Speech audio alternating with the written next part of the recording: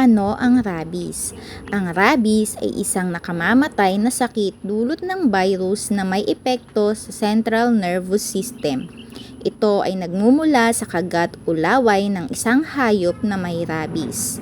Ito ay nalilipat sa pamamagitan ng kagat ng hayop na may rabies o kapag nalagyan ng laway ng hayop na may rabies ang sariwang sugat o gasgas. Ano-ano ang mga dapat gawin kapag nakagat ng hayop na may rabies?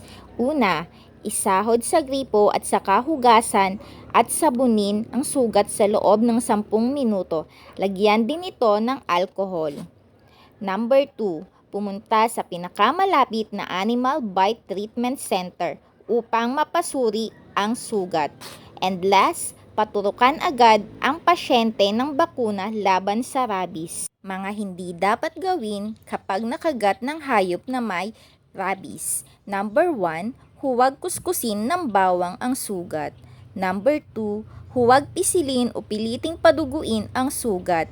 Number 3, huwag patapalan, palawayan o pasipsipan ang sugat. Ano-ano ang mga sintomas ng taong may rabies? Tinatarangkaso, nilalagnat, masakit ang ulo at katawan, kinukumbulsyon, nahihirapang uminom o lumunok, nagsusuka at dura ng dura, nagkakaroon ng takot sa tubig at sa hangin, naglalaway at di mapakali. Kalaunan ay namamatay ang pasyente.